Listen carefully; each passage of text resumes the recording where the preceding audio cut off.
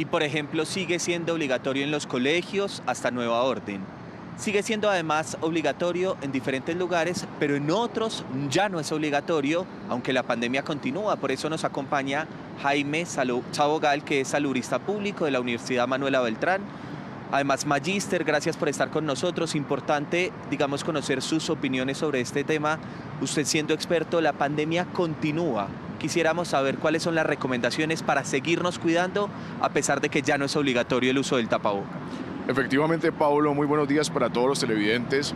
Es importante recordarle a la ciudadanía que actualmente nos encontramos en un contexto de pandemia y en ese orden de ideas es una pandemia de características virales que se reproduce por vías respiratorias.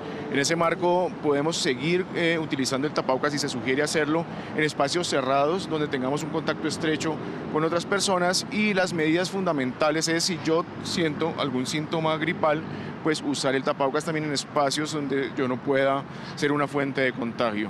Por eso es importante continuar en estos momentos en la forma de desescalar las medidas no farmacológicas como el uso del tapabocas, ir paulatinamente dejándolo de usar en espacios ya ahora abiertos, pero en espacios cerrados sí mantener el autocuidado. Señor Jaime, si hay una persona que nos está viendo y dice definitivamente quiero dejarlo de usar, quiero salir sin el tapabocas, estoy cansado de usar la mascarilla, ¿qué otras posibilidades tiene para poderse cuidar? ¿Qué otras acciones debe tomar? Entendemos que hay una manifestación de cierto cansancio frente al uso de esta medida. Sin embargo, cabe recordar que es una medida tanto de cuidado personal como de cuidado colectivo.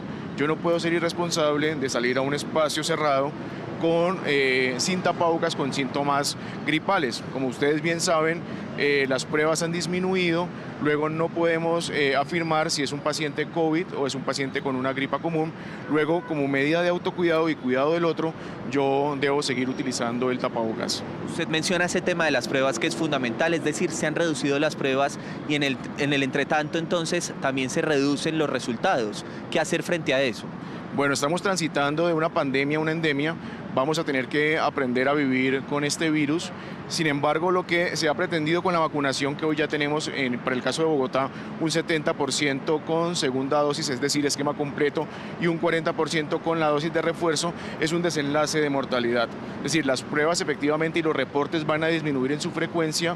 Por eso la invitación es el autocuidado en espacios cerrados y a que mantengamos medidas de bioseguridad como el lavado de manos de forma frecuente.